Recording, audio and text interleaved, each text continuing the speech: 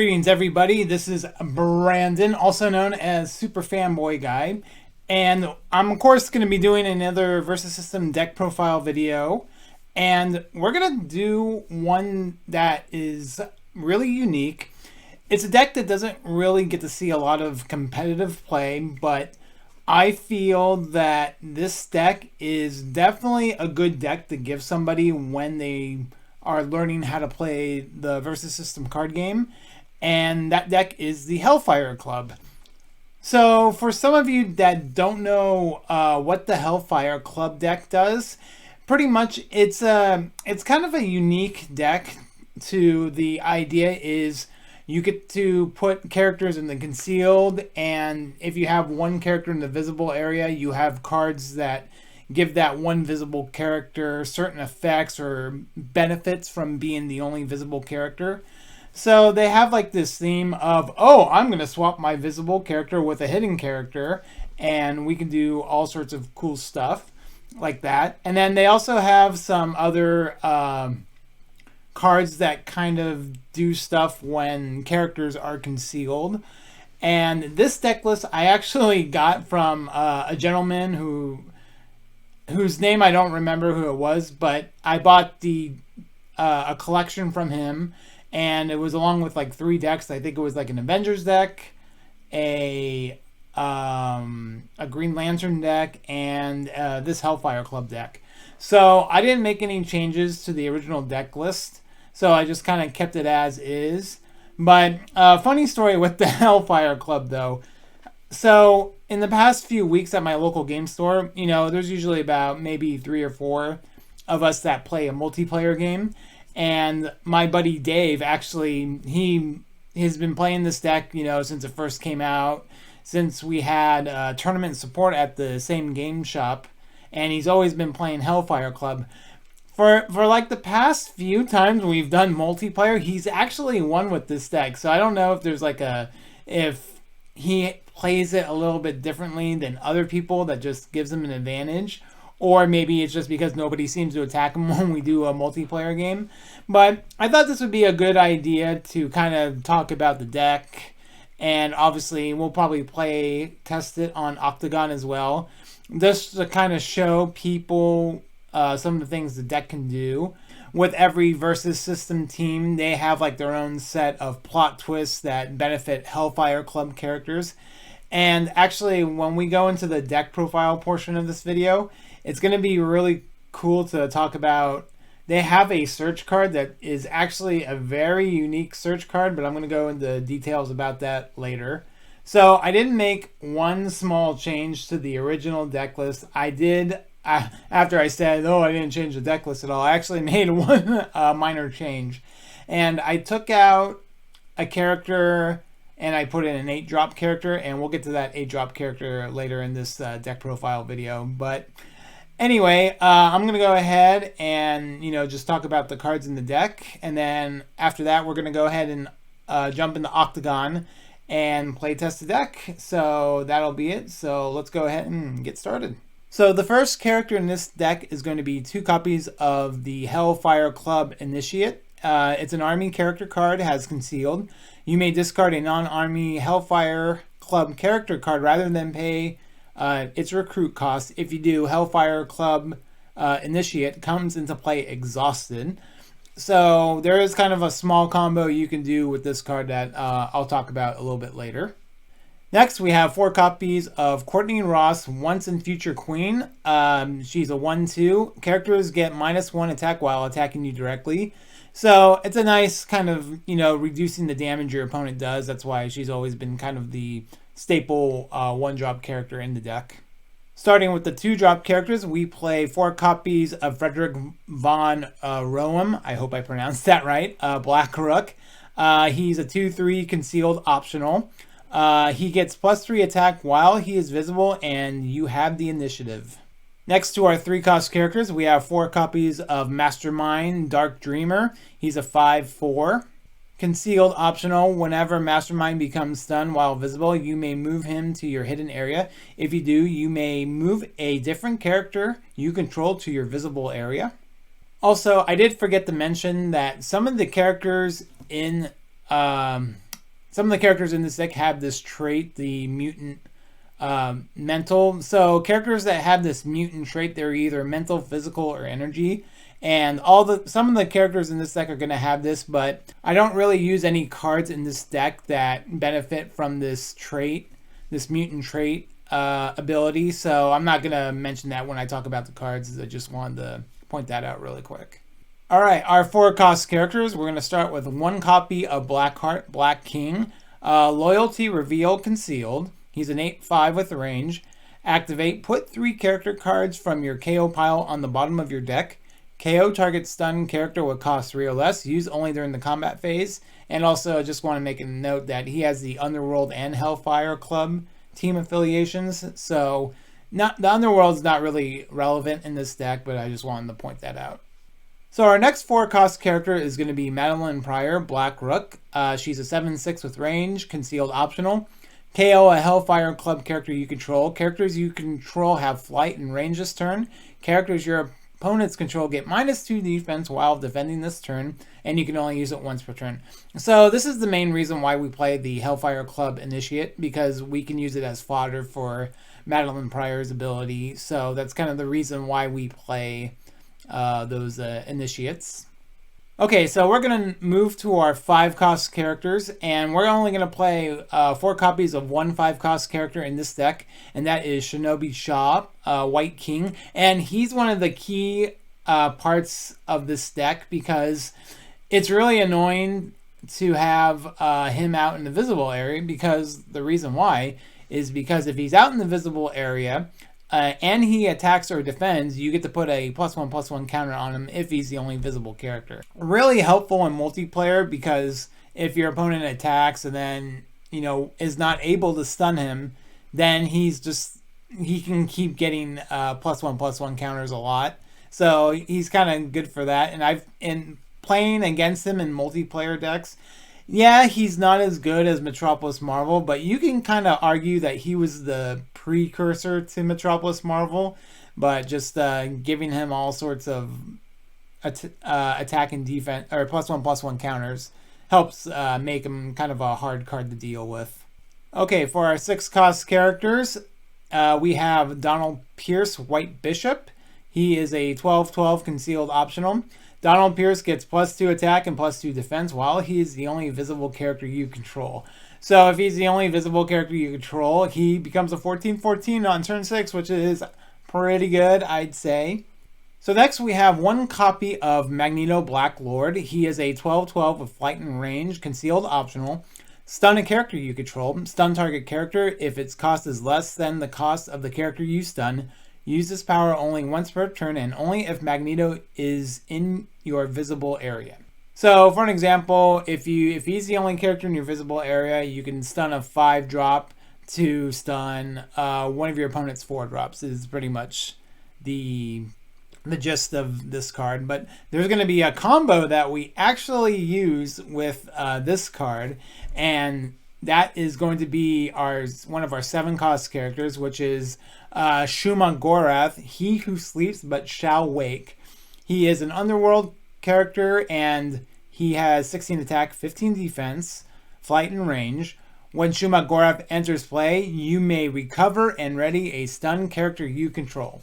So the combo here is when you play Shuma-Gorath, and his ability will go on the chain. So before you let it resolve, you are actually going to activate Magneto's effect to stun Shuma-Gorath.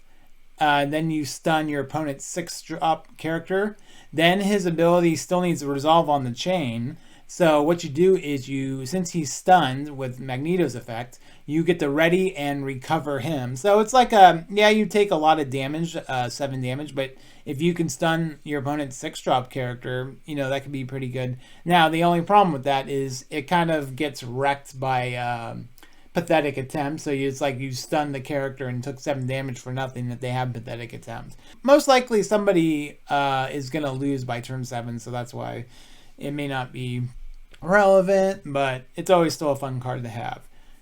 Now, although that combo with Magneto and Shuma-Gorath is really nice, we also do have another 7-drop who is essentially the key card of the 7-drop slot in the deck, and that is going to be Sebastian Shaw, the Black King. He's a 16/16 concealed optional. He has a leader effect, KO 2 hidden Hellfire characters adjacent to Sebastian Shaw. Ready Sebastian Shaw. Use this power only once per turn and only during the combat phase. So as long as you attack with him and he doesn't get stunned, you can KO 2 characters to ready him, and now he can attack again. So his ability is attack twice, essentially. And he's also another good fodder for the Hellfire Club Initiate. So that's another reason why we play this 1-cost character as well. So the original deck list I had played 3 of these Hellfire Club Initiates, but I actually took out 1, and this is something new I'm trying with the deck. I took out one of these army cards, and I decided to put in Martian Manhunter, the last Martian, in the 8-drop slot. So he also has concealed optional, flight and range. At the start of your attack step, recover and ready target stun character you control. So it's pretty much like the Shuma-Gorath, except this is a triggered ability every turn, as opposed to when you first, because I think the Shuma-Gorath just does it when he enters play. Yeah, when he enters play. Whereas Martian Manhunter can keep continuing to use that effect every turn. But by turn 8 is probably... I rarely see any versus system games that I play that go beyond turn 8. Usually it ends by turn 7. But I just thought about putting one in here because if I ever got to that turn 8, it would be pretty fun to just play him out and people be like, what? So, yeah, so Martian Manhunter is going to go ahead and finish our character cards. So we're going to go into our location cards next, and we're going to start with Kang Kross-Roads. When you control only one visible character, it gets +1 attack and +1 defense.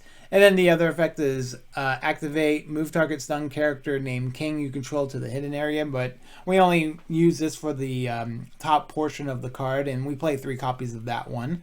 The next location card is going to be the Hellfire Club. Yes, they actually have a team affiliation and the name of a location. So this is going to be hidden attackers you control get +1 attack. And then activate, move target Hellfire Club character with concealed you control to your hidden or visible area. So it's a good way to, if you want to, like, let's say you're on turn 5, you have Shinobi Shaw as your visible character, and on turn 6 you have Magneto. You can put Shinobi Shaw into the concealed area, and then you can play Magneto. That way you can have Magneto ready to use his effect if you want to. That's just one scenario you can do with this. So the last location is going to be a 4-cost location, which is going to be Shaw Industries. While you control exactly one visible character, that character gets +1 attack, +1 defense. While you control 2 or more hidden Hellfire Club characters, that character gets an additional +1 attack and +1 defense. So the big combo with Shaw Industries is if you have Donald Pierce in the visible area with Shaw Industries, he becomes a 16/16 if you meet all the requirements, because you get +1/+1 for the first part, +1/+1 for the other, so a total of +2/+2. Plus, yeah, I'm saying that a lot. Plus, plus the +2 attack and +2 defense from his effect, so he becomes a 16/16, which is pretty nuts because with stats like that, he can like take on most 7-drop characters. So that's something that's pretty interesting. That's an interesting combo with those 2 cards, with Donald Pierce and Shaw Industries. Let's go ahead and talk about some of the plot twists in the deck. First, we're going to play 4 copies of Wake the Devil. You look at the top 3 cards of your deck. You put any number of those cards on the bottom of your deck, and the rest on the top of your deck in any order. If you control a Thiel Society character, draw a card. Now, unfortunately, there are no Thiel Society characters in this deck. This would be actually a card that I would probably replace for something else in the deck, but I just haven't figured out what. Now, I think they have a team-up card called Evil Alliance that I think makes it a little bit easier, so you can team up Fuel Society and Hellfire. And plus, I think it's called Hunt Castle in the Hellboy starter set that gives I think hitting characters +1 attack as well, or something like that. But I'll leave a picture of Hunt Castle on the on here in the post edit, so you guys can take a look at it. But that is kind of a direction you can go with this deck as well. So the next plot twist card we have is going to be 4 copies of Join the Club. This is kind of like the Hellfire search card, and what this is, as additional cost to play it, you have to discard a Hellfire Club character card. You search your deck for a character with concealed, reveal it, and put it in your hand, and then you shuffle your deck. In my opinion, I think this is one of the most underrated search cards in the game, because by discarding a Hellfire Club character, you get to search for any concealed card you want. So you can discard a Hellfire and you can get Shuma-Gorath or Martian Manhunter, and you don't even need like the powerful search cards like Mobilize or Enemy of My Enemy to try to get those. Well, maybe not Mobilize because they have to have all the team affiliation, but those more like expensive rare search cards. And Join the Club is only an uncommon, which is really interesting too. So I don't know if that was purposely designed like that, but I really think they should have made this a rare, but that's just my opinion. But yeah, I would kind of be interested if anybody else plays this in any other deck besides Hellfire Club. So yeah, leave it in the comments of this video and let me know. I'd be interested. Okay, so next we have Deadly Game, and we're going to play 3 copies of this one. Move target hidden Hellfire Club character you control to your visible area. If you do, move a visible Hellfire Club character you control to your hidden area. So it's another like swap-a-roo kind of card. And this, I maybe thought about bumping it up to 4 because it's so good for this deck.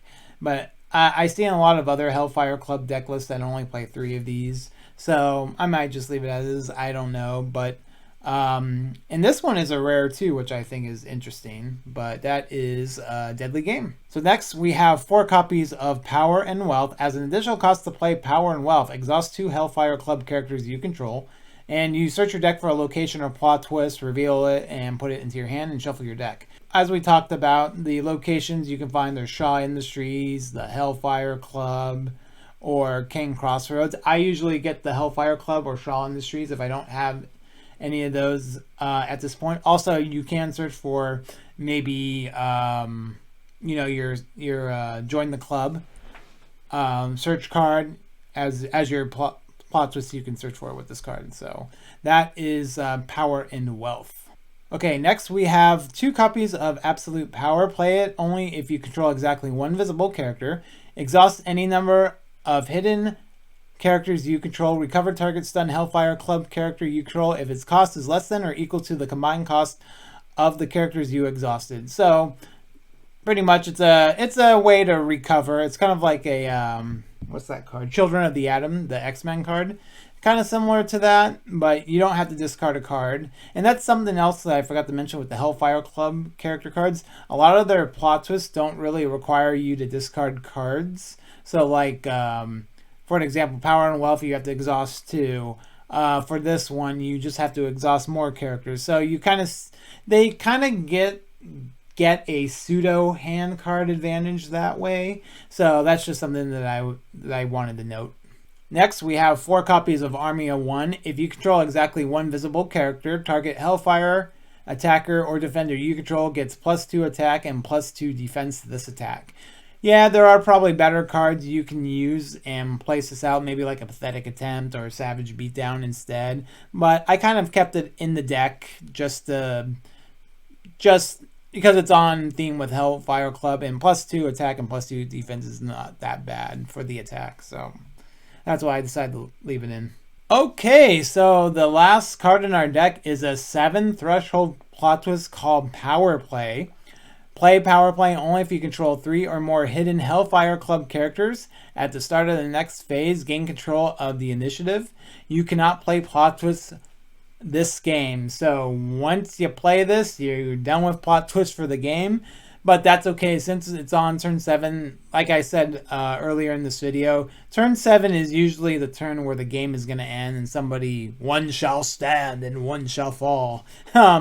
So now the only reason why we play this is there's only one character that we use this for, and that is going to be Sebastian Shaw, because you definitely want to be on the initiative when you play him, and power play kind of ensures that we're able to gain the initiative so that we can attack with Sebastian Shaw.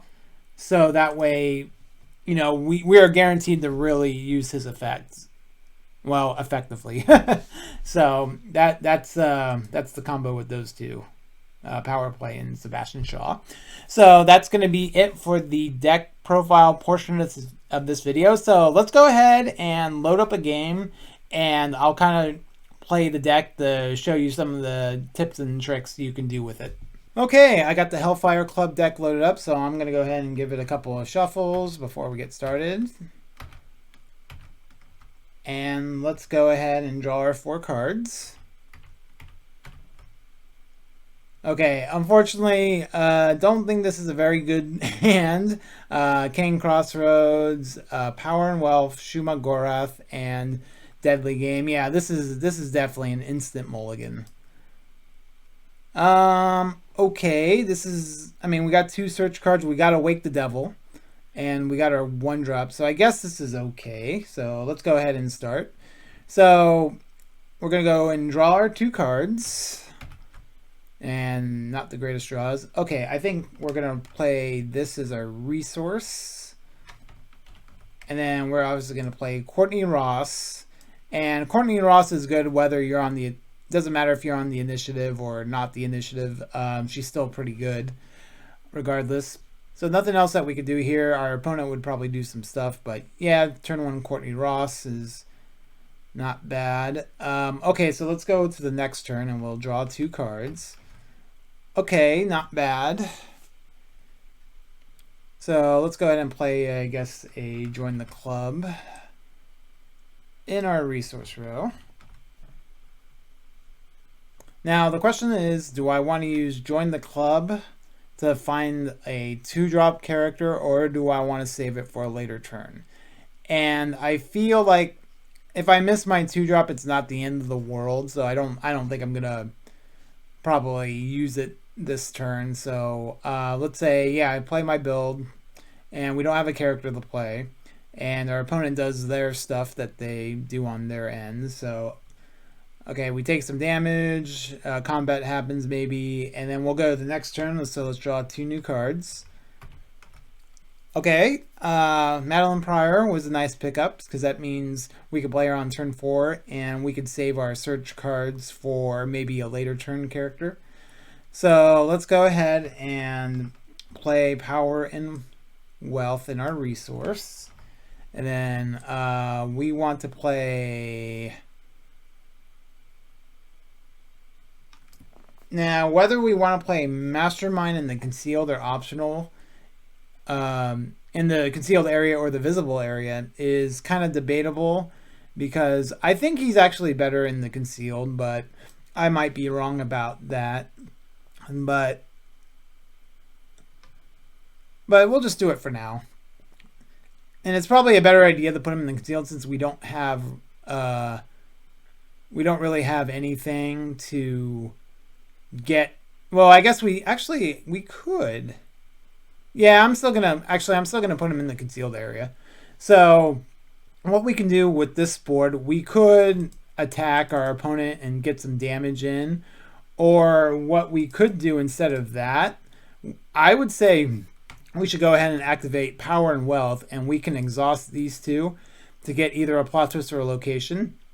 And I think what I would do is I would definitely get a location.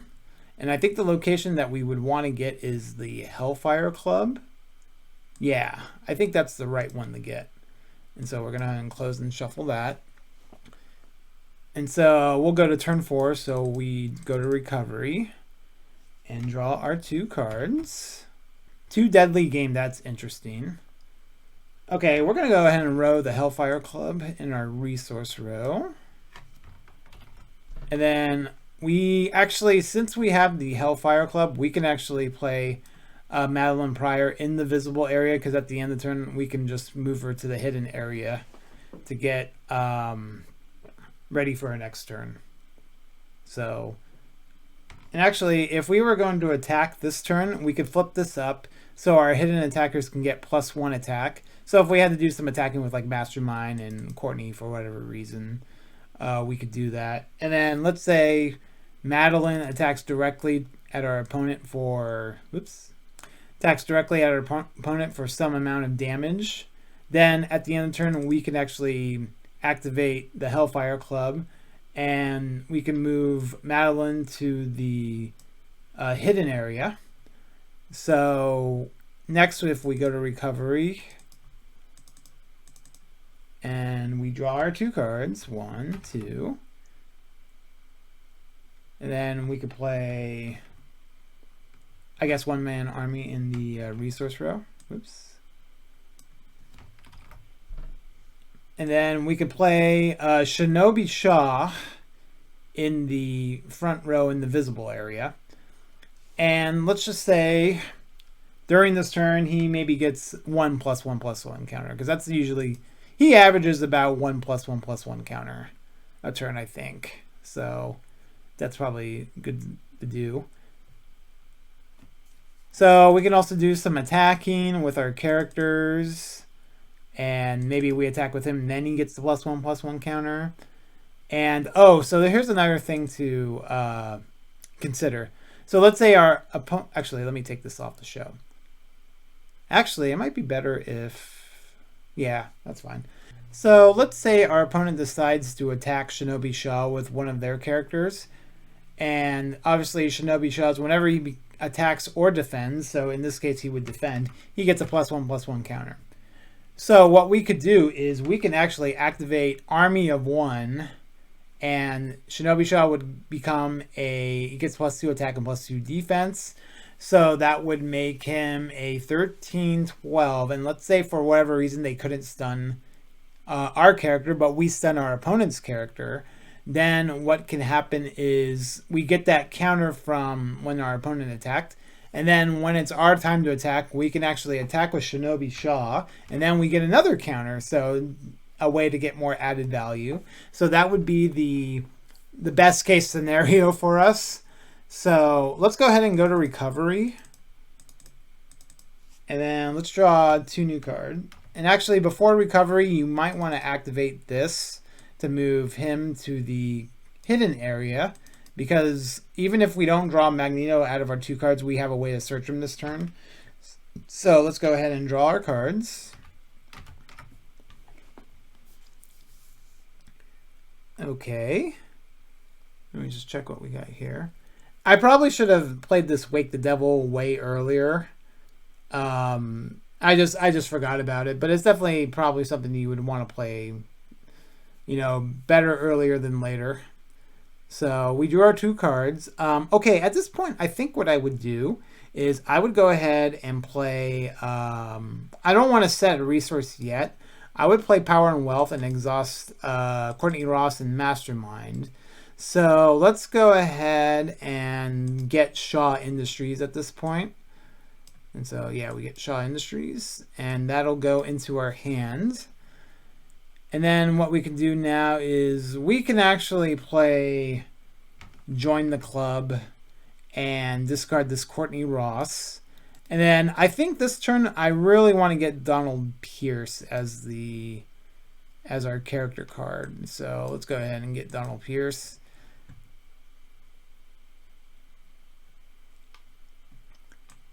Oh yeah, that's supposed to go there.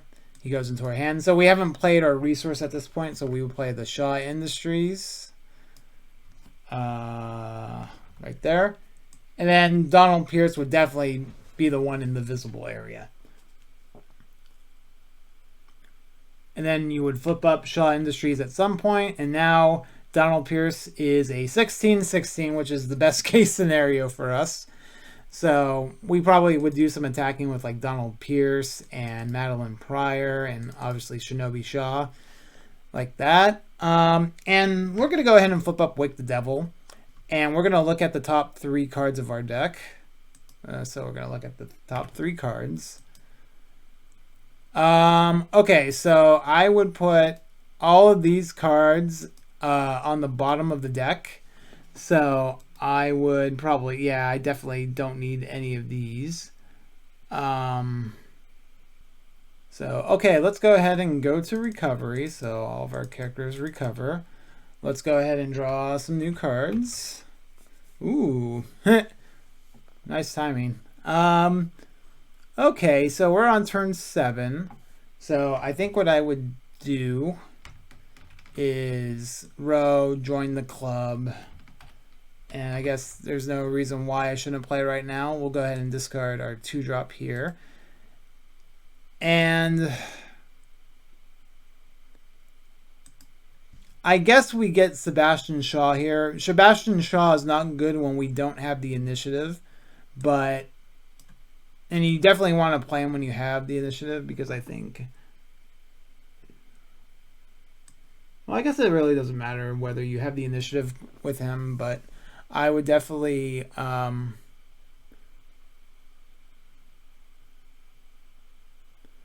actually his effect, you don't need to be, he doesn't need to be the only visible character. That's interesting. So the characters I would probably KO is Courtney, Ross, and Mastermind at this point.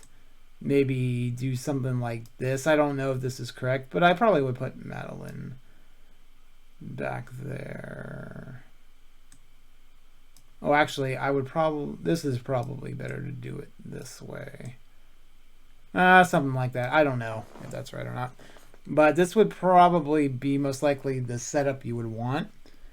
So, because even if they somehow, let's say they stun our Donald Pierce and we take a bunch of direct damage, we can attack with, we can actually attack with Mastermind, attack with Shinobi Shaw maybe. So let's say we attack with Sebastian Shaw and then deal some damage.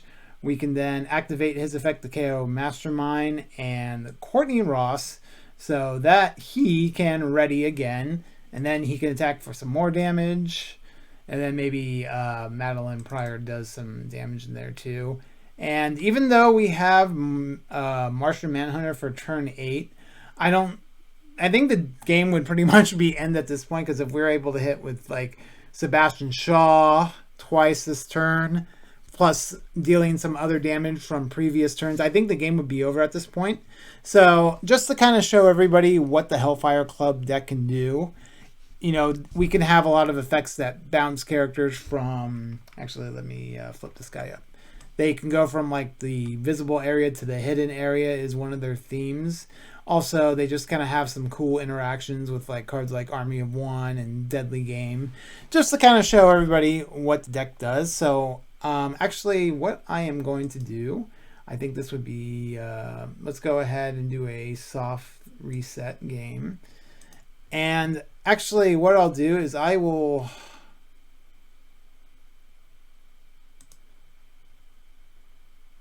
just kind of show everybody, maybe this is a good way to do it. I'm trying something new here, but maybe here's a way for everybody can see the deck list. Yeah, there we go. So this is the full deck list of the Hellfire Club deck. So if you guys wanted to take a screenshot or whatever, just so you can all can see it. And I just thought about this right now, so maybe this is a method I might do for my deck profile videos. Might make it a little easier for everybody to see it. But anyway, so yeah, that is the Hellfire Club deck. So hope you all enjoyed this video. You know, if you want to leave a like, a comment, or subscribe to my YouTube channel and provide any feedback, if there's something that you guys would, you know, like to see something differently on my channel for Versus System, I think that will conclude this video. Thanks everybody for watching, and we'll see you next time.